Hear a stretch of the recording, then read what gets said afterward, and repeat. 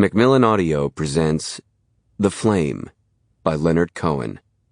Read for you by Margaret Atwood, Rodney Crowell, John Doe, Jim Fletcher, Ari Fliakos, Maggie Hoffman, Ross Marquand, Will Patton, Seth Rogen, Neela Vaswani, and Michael Shannon. Forward. This volume contains my father's final efforts as a poet. I wish he had seen it to completion.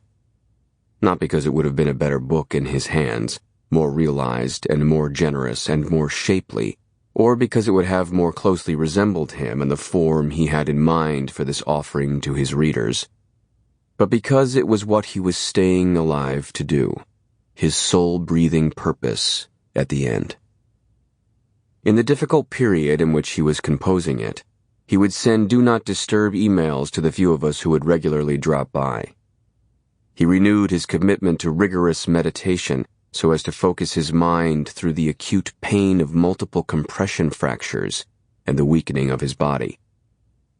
He often remarked to me that through all the strategies of art and living that he had employed during his rich and complicated life, he wished that he had more completely stayed steadfast to the recognition that writing was his only solace, his truest purpose. My father, before he was anything else, was a poet. He regarded this vocation, as he records in the notebooks, as some mission from G-D. The hyphen indicated his reverence to the deity.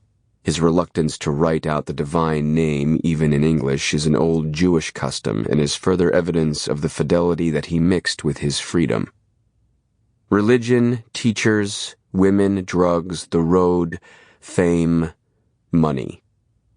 Nothing gets me high and offers relief from the suffering like blackening pages. Writing. This statement of purpose was also a statement of regret.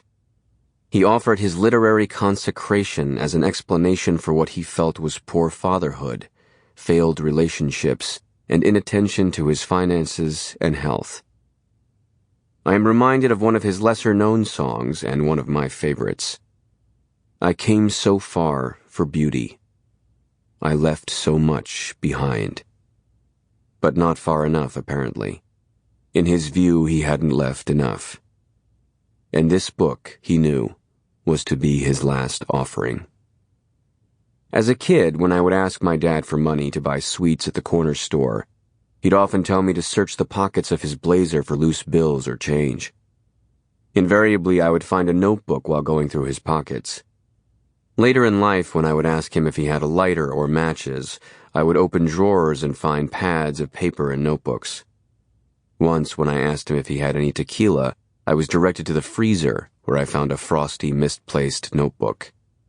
Indeed, to know my father was, among many other wondrous things, to know a man with papers, notebooks, and cocktail napkins, a distinguished handwriting on each, scattered neatly everywhere. They came from nightstands in hotels or from 99-cent stores. The ones that were gilded, leather-bound, fancy, or otherwise had a look of importance were never used. My father preferred humble vessels. By the early 1990s, there were storage lockers filled with boxes of his notebooks, notebooks containing a life of dedication to the thing that most defined the man. Writing was his reason for being. It was the fire he was tending to, the most significant flame he fueled.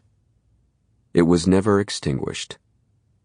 There are many themes and words that repeat throughout my father's work.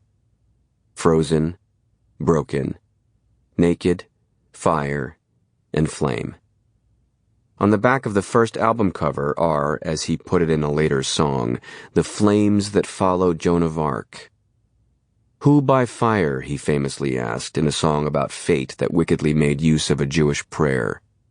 I lit a thin green candle to make you jealous of me.